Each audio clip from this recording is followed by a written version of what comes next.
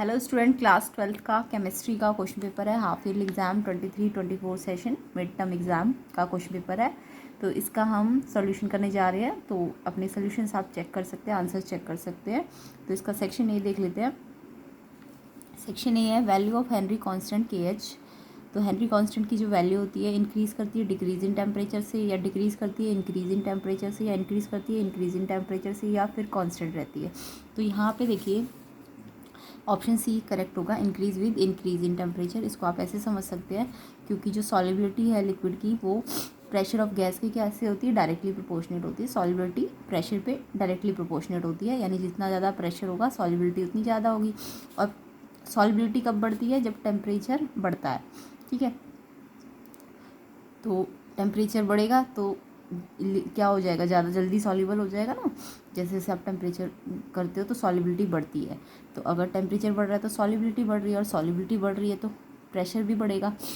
तो यानी कि टेम्परेचर बढ़ने से क्या होगा, KH की वैल्यू भी क्या हो जाएगी, इंक्रीज़ हो जाएगी, है ना। हेनरी कांस्टेंट की वैल्यू भी इंक्रीज़ हो जाएगी टेम्परेचर बढ़ने से, क्योंकि सॉल्युबिलिटी बढ़ रही है, और सॉल्युबिलिटी बढ़ रही है तो प्रेशर भी बढ़ेगा, तो जिसके कारण KH भी क्या हो जाएगा, इंक्रीज़ हो जाएगा। तो सी ऑप्शन इसका करेक्ट है। नेक्स्ट क्वेश्चन देखते हैं। When 1 mole of benzene is mixed with 1 mole of toluene the vapour will contain. तो जब 1 मोल बेंजीन को मिक्स किया 1 मोल टॉलीन से, तो वेपर में क्या होगा, इक्वल अमाउंट ऑफ बेंजीन टॉलीन। तो ये आइडियल सोल्यूशन बन जाएगा। अनइक्वल अमाउंट ऑफ बेंजीन टॉलीन, तो ये नॉन आइडियल है। हायर परसेंटेज ऑफ टॉलीन होगी कि हायर परसेंटेज ऑफ बेंजीन होगी। तो इसको हम ऐसे समझ सकते हैं, देखो जो आपका लॉ है P = P0A एक्स ए प्लस P0B XB। तो यहाँ पे आपको दिख रहा है कि अगर P0A को हम देखें तो उसका कितना दिया हुआ है इन्होंने, वेपर प्रेशर बेंजीन का इतना, ठीक है, और जबकि टॉलीन का इतना दिया हुआ है। तो यहाँ पे इसका तो ज़्यादा है और इसका वेपर प्रेशर कम है। तो अगर ये ज़्यादा और ये कम है तो ये ज़्यादा है ना, तो यानी कि किसकी परसेंटेज ज़्यादा होगी ओवरऑल। अगर ये ज़्यादा है तो प्रेशर ओवरऑल किसका ज़्यादा होगा, बेंजीन की परसेंटेज क्या हो जाएगी, ज़्यादा हो जाएगी ना। तो यानी कि इसका प्रेशर, वेपर प्रेशर ज़्यादा, जिसका वेपर प्रेशर ज़्यादा होगा उसी के क्या होंगे, परसेंटेज ज़्यादा होगी। क्योंकि XA और XB तो दोनों के सेम ही बन जाएंगे, क्योंकि एक मोल ही टॉलीन का है और एक मोल बेंजीन का है ना। तो XA पे तो कोई खास इफेक्ट पड़ नहीं रहा है, जस्ट इसके अकॉर्डिंग देखा जाएगा तो इसका ज़्यादा है प्रेशर, इसका कम है, तो इसलिए इसकी परसेंटेज ज़्यादा बनेगी। तो बेंजीन की हायर परसेंटेज बनेगी। डी ऑप्शन इसका करेक्ट होगा। नेक्स्ट क्वेश्चन देख लेते हैं। A compound undergoes complete dimerisation in a given organic solvent, Vento factor I कितना होगा। तो अगर कंप्लीट डाइमराइजेशन हो रहा है ऑर्गेनिक सॉल्वेंट का तो क्या होगा, देखो डाइमराइजेशन का मतलब डाइमराइजेशन मतलब 2 X के मॉलिक्यूल लिए तो एक X का मॉलिक्यूल बना। डाइमर का मतलब 2 अलग अलग लेने पर एक ही बन गया, है ना। तो यानी कि यहाँ पे हम जो वेंटो फैक्टर का फॉर्मूला लेते हैं वो क्या होगा, number of mole particle after association. यहाँ पे एसोसिएशन हुआ है ना, क्योंकि 2 से 1 बना है तो एसोसिएशन हुआ, डाइसोसिएशन नहीं हुआ। तो number of mole particle after association कितना था, और number of mole particle before dissociation कितना है। तो इसको आई फैक्टर कहते हैं या वेंटो फैक्टर कहते हैं। तो number of mole after association तो 1 आया है ना, और number of mole before dissociation कितने लिए गए थे, 2, क्योंकि डाइमर बनाने के लिए 2 लिया तो तब जाके 1 बनेगा, है ना। तो यानी कि इसका आंसर कितना आएगा, 0.5। तो कौन सा ऑप्शन करेक्ट है इसमें, 2 नहीं है,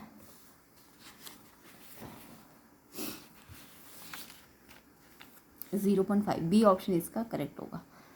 ठीक है, नेक्स्ट क्वेश्चन देखते हैं। The correct cell to represent the following reaction. तो ये रिएक्शन दिया हुआ है आपको, इसके लिए कौन सा सेल लगा है। तो देखो Zn से तो Zn2+ जा रहा है, और Ag+ से Ag पे आ रहा है, यानी यहाँ पे चार्ज 0 से 2+ पे जा रहा है। तो जब Zn का चार्ज 0 से 2+ जा रहा है तो चार्ज बढ़ना मतलब ऑक्सीडेशन। तो Zn का ऑक्सीडेशन हो रहा है, और यहाँ पे Ag +1 पे था और 0 पे आ गया, तो प्लस से 0 यानी कि ये रिड्यूस हो रहा है ना, चार्ज कम हो रहा है तो रिडक्शन। तो जो ऑक्सीडेशन हुआ वो पहले शो होना चाहिए और रिडक्शन वाला बाद में शो होना चाहिए। तो देखो Zn से Zn2+ वाला तो पहले शो होना चाहिए। तो इसमें तो ये दोनों Ag वाले तीनों, तो ये ऑप्शन तो बिल्कुल ही गलत है। तो ये वाला ऑप्शन आपका ठीक है। तो कोई भी अगर इस सेल को आपको रिप्रेजेंट करना होता है तो आप क्या देखेंगे किसका ऑक्सीडेशन हुआ। ऑक्सीडेशन का मतलब, ऑक्सीडेशन कब दिखेगा, जब चार्ज इंक्रीज होगा, है ना। और रिडक्शन कब दिखेगा, जब चार्ज क्या हो जाएगा, कम हो जाएगा। तो यहाँ पे Zn का 0 चार्ज है 2+, तो 0 से 2+ यानी बड़ा तो Zn से Zn2+, तो चार्ज का बढ़ना ऑक्सीडेशन, तो इसको ऐसे दिखाना पड़ेगा, है ना। और प्लस से 0 पे क्या ये रिडक्शन हो रहा है, तो इसको ऐसे दिखाना पड़ेगा। और बीच में ये लगा देते हैं हम, है ना। तो ये क्या है, डी ऑप्शन इसका करेक्ट हो। नेक्स्ट क्वेश्चन देख लेते हैं। तो इसका आंसर ये होगा Zn से Zn2+, Ag+Ag, और बीच में आपका क्या है, सॉल्ट ब्रिज का साइन, ठीक है। तो ये आपने दिखाना है।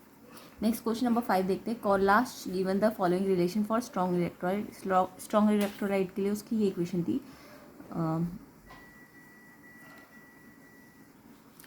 Molar conductivity equal to molar limiting molar conductivity minus A√C, ठीक है। तो ये स्ट्रॉन्ग इलेक्ट्रोलाइट की क्या होती है, इक्वेशन होती है, स्ट्रेट लाइन होती है ये। अगर मैं इसको कंपेयर करूँ y = mx+c से, तो y = mx+c, तो ये कुछ ऐसा बन जाएगा। इसमें स्लोप जो होगा वो -a आ जाएगा।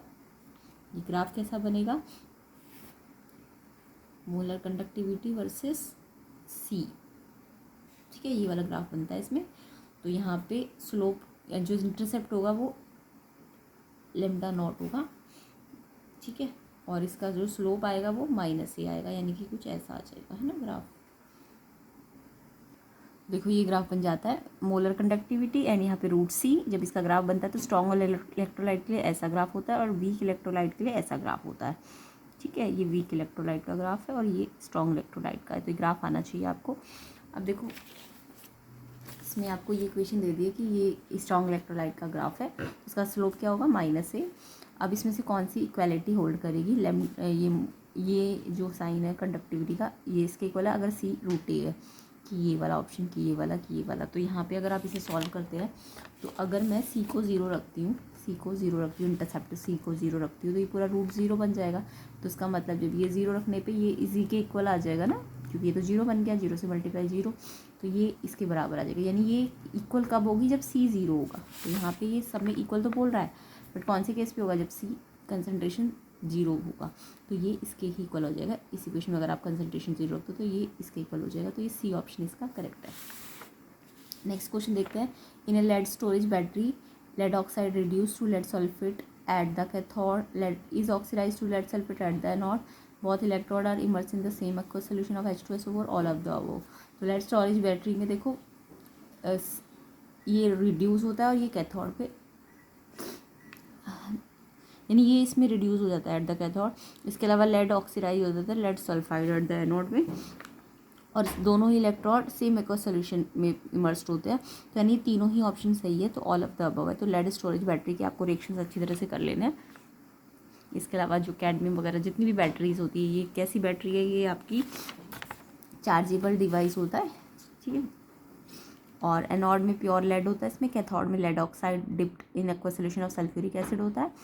ये आपको याद रखना है, एनोड क्या होता है, इसका कैथोड क्या होता है। जब बैटरी यूज़ में होती है तो PbO2 एट कैथोड रिड्यूस हो जाता है, वाइल Pb जो एनोड में होता है वो ऑक्सीडाइज हो जाता है इसमें। और जब बैटरी बीइंग चार्ज होती है तो लेड सल्फाइड जो सल्फेट होता है वो back to PbO2 and Pb में कन्वर्ट हो जाता है। तो ये एक्स्ट्रा इन्फॉर्मेशन मैंने लिख दी है, बाकी इसका आंसर सारे ही ऑप्शन करेक्ट है, तो इसलिए इसका आंसर ऑल होगा। नेक्स्ट क्वेश्चन देख लेते हैं। The rate constant for one order reaction is equal to the initial rate of the reaction when the initial concentration of the reaction is. तो रेट कांस्टेंट फर्स्ट ऑर्डर के लिए equal होगा the initial rate of reaction, अगर initial concentration कितना होना चाहिए। तो देखो यहाँ पे हम ऐसे समझ सकते हैं, रेट ऑफ रिएक्शन के rate constant equal to concentration of reactant और उसकी पावर। तो यहाँ पे ऑर्डर 1 है तो इसकी पावर कितनी होनी चाहिए, 1 होनी चाहिए, है ना। तो कोई भी रेट ऑफ रिएक्शन क्या होता है, कोई भी रिएक्टेंट्स अगर प्रोडक्ट में चेंज हो रहा है तो ये जो रिएक्टेंट है यहाँ पे आना चाहिए ए की प्लेस में, ठीक है। तो यहाँ मैंने आर अगर इसके लिए सिंपलाइज करते तो इसको ए बोल देती हूँ रिएक्टेंट को। रिएक्टेंट अगर ए से बी में जा रहा है मान लो, तो यानी कि रेट ऑफ रिएक्शन क्या होगा, के rate constant and A concentration किसका लेना है, सिर्फ इसका लेना है, इसका नहीं लेना। एंड इस पर कितनी पावर 1, क्योंकि फर्स्ट ऑर्डर है। तो क्योंकि हमें आर को के ही बराबर लाना है, इन्होंने कहा है कि रेट कांस्टेंट जो है फर्स्ट ऑर्डर का इनिशियल रेट ऑफ रिएक्शन के ही, अगर ये रेट ऑफ रिएक्शन और रेट कांस्टेंट इक्वल लाना है तो ये कितना होना चाहिए, 1 होना चाहिए, तभी तो इक्वल आएगा। तो यानी कितना लेना चाहिए, ये कंसनट्रेशन कितना लेना चाहिए हमें रिएक्टेंट का, 1, तभी तो ये इसके इक्वल आएगा। तो यानी ये वाला ऑप्शन ठीक है, B option. B option 1 molarity लेना पड़ेगा इसका कंसंट्रेशन, किसका, आपको रिएक्टेंट का। तो नेक्स्ट क्वेश्चन है, विच of the following is affected by catalyst. Catalyst के कारण कौन सी चीज़ है जो अफेक्ट होती है। देखो डेल्टा एच अफेक्ट नहीं होता, डेल्टा जी भी अफेक्ट नहीं होता, डेल्टा एस एंट्रोपी भी नहीं होती, जस्ट जो एक्टिवेशन एनर्जी है वो ही इफेक्ट होती है। तो यहाँ पे आपको पता होना चाहिए कैटलिस्ट होता क्या है। कैटलिस्ट एक सब्सटेंस होता है जो चेंज करता है रेट ऑफ केमिकल रिएक्शन को, लेकिन वो खुद अनचेंज रहता है, सिर्फ वो उसके रेट को चेंज करता है। तो कैटलिस्ट क्या करता है, स्पीड अप कर देता है, रिएक्शन को तेज कर देता है। कैसे, उसकी एक्टिवेशन एनर्जी को कम करके, पार्टिकल की एक्टिवेशन एनर्जी को कम करके। तो एक्टिवेशन एनर्जी एक्चुअल में है क्या, जो मिनिमम एनर्जी एक पार्टिकल को कोलाइड करने के लिए चाहिए, क्योंकि बॉन्ड्स ब्रेक करने, कोलाइड होगा तो बॉन्ड्स क्या होते हैं, ब्रेक होते हैं ना, ओल्ड बॉन्ड्स। तो उनके लिए एक मिनिमम एनर्जी चाहिए पार्टिकल्स को, ताकि वो कोलाइड करे और बॉन्ड्स को ब्रेक करे केमिकल रिएक्शन में, है ना, और नए बॉन्ड बनाए। तो जो मिनिमम एनर्जी है, कैटलिस्ट स्पीड अप करने के लिए उस मिनिमम एनर्जी को क्या कर देता है, लोअर कर देता है, ताकि स्पीड तेज हो जाए। तो यानी कि जस्ट जो कैटलिस्ट है वो एक्टिवेशन एनर्जी को ही अफेक्ट करता है, बाकी किसी भी चीज़ में कोई नो इफेक्ट आएगा, इसमें भी नो इफेक्ट, इसमें भी और इसमें भी, जस्ट इसको अफेक्ट करेगा। ठीक है, तो लोअर कर देता है, स्पीड अप करना है अगर रिएक्शन को तो इसको क्या करता है, वो कम कर देता है एक्टिवेशन एनर्जी को।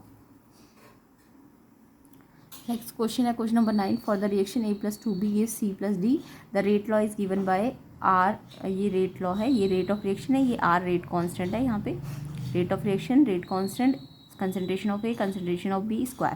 तो देखो यहाँ पे कंसंट्रेशन मैंने अभी बताया ना आपको, सिर्फ रिएक्टेंट्स के आते हैं, और जो भी इनमें पावर होती है, यहाँ इसके आगे कोफिशिएंट 1 है तो वो पावर 1 में चला गया, और इसके आगे जो कोफिशिएंट है 2 वो यहाँ आ जाएगा।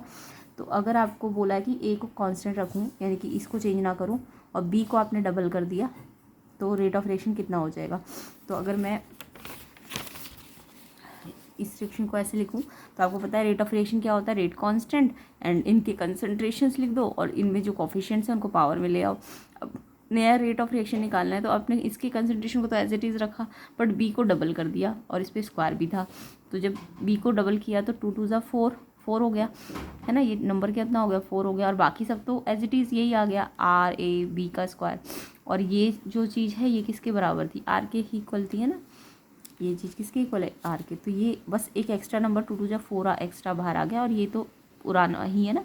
तो नया रेट ऑफ रिएक्शन पुराने का कितना हो जाएगा, 4 टाइम्स हो जाएगा। तो 4 टाइम्स का मतलब होता है क्वाड्रपल, ठीक है, 4 टाइम्स हो जाएगा, डी ऑप्शन इसका करेक्ट होगा। और अगर इसको कांस्टेंट ना रखे, इसको भी डबल कर देते सोचो, तो ये 2 2 = 4 2 = 8 टाइम्स हो जाता, ठीक है। तो ऐसे करके आपको यहाँ पे जो चीज़ चेंजेस करने हैं वो नंबर बाहर ले लेना, और जो बाकी बचा हुआ है ऊपर वाला वो एज इट इज आ जाएगा। नेक्स्ट क्वेश्चन है क्वेश्चन नंबर 10, कंसीडर करना है द फॉलोइंग रिएक्शन। तो यहाँ पे एक प्रोपीन है ना, प्रोपीन को पहले HBr देना है एंड देन एक्वस को OH देना है।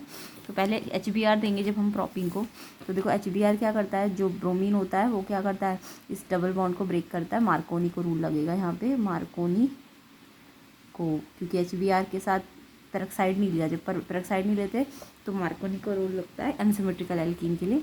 तो अनसिमेट्रिकल एल्कीन में जो Br है ये तो कम वाले H के पास चला जाएगा, और जो H है वो ज़्यादा वाले H के पास। तो जो डबल बॉन्ड में एक H कम है और एक H ज़्यादा है, ये ज़्यादा वाले H के साथ तो H आ जाएगा, और ये Br छोटे वाले कम वाले H के साथ चला जाएगा, और ये बॉन्ड ब्रेक हो जाएगा। तो यहाँ पे CH के साथ तो Br आ गया, और CH2 था ना उसमें एक H चला जाएगा। तो यही मार्कोनी को रूल होता है। अब नेक्स्ट आपको क्या देना था, एक्वस के OH। एक्वस के OH क्या करेगा, इस ये न्यूक्लियोफाइल है ना OH, तो ये Br को सब्स्टिट्यूट करेगा, न्यूक्लियोफिलिक सब्स्टिट्यूशन SN1 हो जाएगा, क्योंकि ये 2 डिग्री है ना, 2 डिग्री में ज़्यादा क्या होगा, SN1 होगा। तो यहाँ पे एक्वस के OH Br को रिप्लेस करके OH आ जाएगा यहाँ पे, है ना, जहाँ Br था। तो यहाँ पे ये फाइनल प्रोडक्ट बन जाएगा आपका। तो ये फाइनल प्रोडक्ट आपका कौन सा ऑप्शन है, इन्होंने final product major and product पूछा था, तो मेजर एंड प्रोडक्ट आपका ये बनेगा, क्योंकि 2 स्टेप करने हैं ना आपको, तो लास्ट में तो ये बनेगा ना, ए ऑप्शन। इसका आंसर ए ऑप्शन होगा, ठीक है। नेक्स्ट क्वेश्चन देख लेते हैं, रेशमलाइजेशन अक्कर्स इन, रेशमलाइजेशन किस में होता है, SN1 में, SN2 में, कि किसी में भी नहीं, या दोनों में। तो देखो रेशमलाइजेशन का मतलब जब इन्वर्जन भी बने और रिटेंशन भी बने, दोनों एक साथ बनते हैं। तो यहाँ पे SN1 रिएक्शन में रेशमलाइजेशन होता है, क्योंकि बैक अटैक भी हो सकता है, फ्रंट अटैक भी हो सकता है न्यूक्लियोफाइल का। तो यहाँ पे इक्विमोलर कंसंट्रेशन, इक्विमोलर मिक्सचर बनता है इन्वर्जन का भी और रिटेंशन कंपाउंड का भी। तो इसलिए उसको रेशमलाइजेशन कहते हैं, जब दोनों बने, रिटेंशन भी बने और इन्वर्जन भी बने, है ना। तो रेशमलाइजेशन किस में होगा, SN1 में होगा। तो SN1 में रेशमलाइजेशन होता है, क्योंकि SN2 में जस्ट इन्वर्जन कंपाउंड बनते हैं, दोनों नहीं बनते। Next question number 12, which of the following would be a good choice for reducing nitrobenzene to aniline. Nitrobenzene से एनिलीन पे लाने के लिए कौन सा अच्छा चॉइस नहीं है, नॉट। तो यहाँ ये देखो, ये भी इसको यहाँ ये क्या होते हैं, रिड्यूसिंग एजेंट होते हैं ना सारे, तो ये तो इजीली ले आएंगे एनिलीन में। बट ये वाला जो है ये ज़्यादा अच्छा तरीका नहीं है लिथियम वाला, ठीक है। तो ये A option not good choice, not good choice, इसलिए ये आंसर आएगा इसका, ए ऑप्शन इसका करेक्ट होगा। नेक्स्ट क्वेश्चन देखते हैं, major product obtained on reaction of 3-phenyl propene with HBr in presence of organic peroxide. देखो अब ऑर्गेनिक पेरोक्साइड आ गया HBr के साथ, अभी तो HBr था जस्ट, तो मार्कोनी को रूल लगा था। बट जब HBr के साथ आपका पेरोक्साइड भी आ जाए, तो ये देखो ये फॉर्मूला किसका है, ये जो आपको दिया हुआ है 3-phenyl प्रोपीन। पहले प्रोपीन बनाओ और उसमें तीसरे नंबर पे आपको ये फिनाइल लेना पड़ेगा, क्योंकि डबल बॉन्ड को मेजर ग्रुप माना जाता है ना, तो ये सब्स्टिट्यूट बनेगा। तो ये आपने बनाया 3-phenyl प्रोपीन। अब इसमें HBr करने का मतलब क्या है, अभी देखो मार्कोनी के रूल में तो मैंने आपको बताया था H बड़े ज़्यादा वाले H के पास जाता है और Br कम वाले H के पास जाता है, जबकि यहाँ पे पेरोक्साइड लिया है हमने, तो एंटी मार्कोनी को रूल लगेगा। इसमें ये जो HBr है, ये डबल बॉन्ड जहाँ पे है, इसमें जिसमें ज़्यादा H है उसके पास Br चला जाएगा, और जहाँ कम H है वहाँ H चला जाएगा।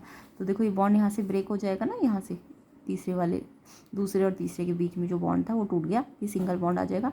अब सिंगल बॉन्ड आ जाएगा तो ये वाला जो ज़्यादा वाला H है उसके पास तो Br चला गया, और जो कम वाला H है उसके पास H चला गया। ये एक H था तो अब ये 2 H हो गए, है ना। तो ये बन जाएगा, इसको क्या पढ़ेंगे, ये 1 नंबर यहाँ से शुरू करना, 1 2 3।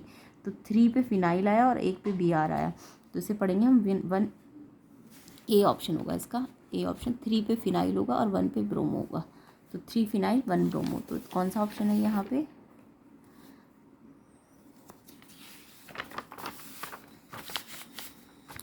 3 फिनाइल 1 ब्रोमो प्रोपेन, ये वाला ऑप्शन आपका करेक्ट होगा,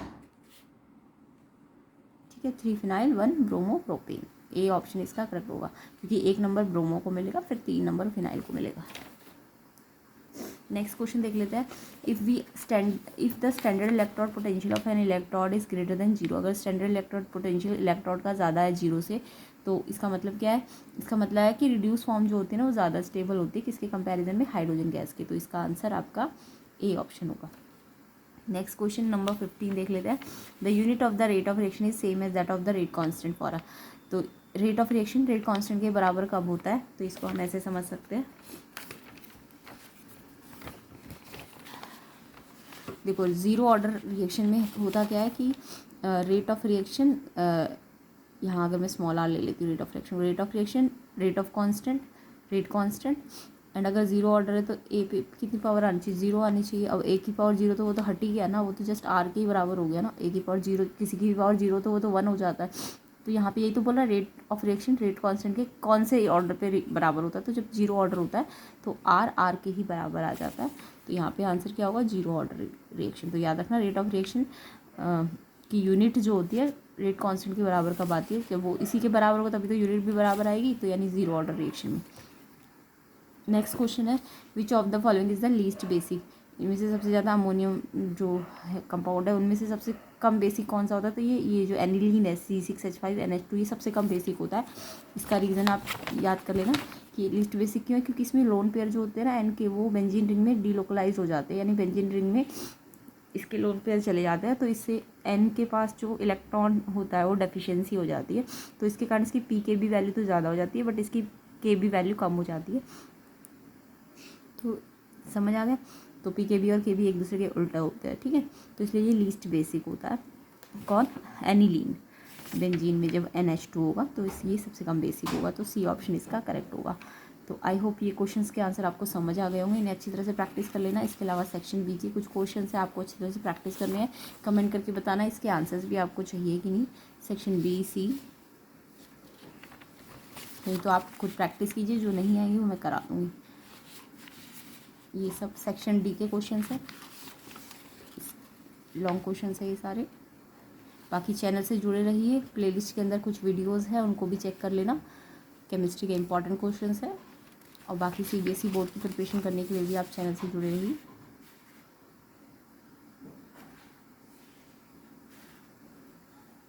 वीडियो को शेयर ज़रूर कीजिए एंड चैनल को सब्सक्राइब कर लीजिए अगर नहीं किया है तो। एंड कमेंट करके कोई क्वेरी है तो कमेंट करके बताइएगा। एंड प्लेलिस्ट की वीडियोस को डिस्क्रिप्शन में लिंक पे देख लेना, उनको अच्छे से प्रैक्टिस कर लेना।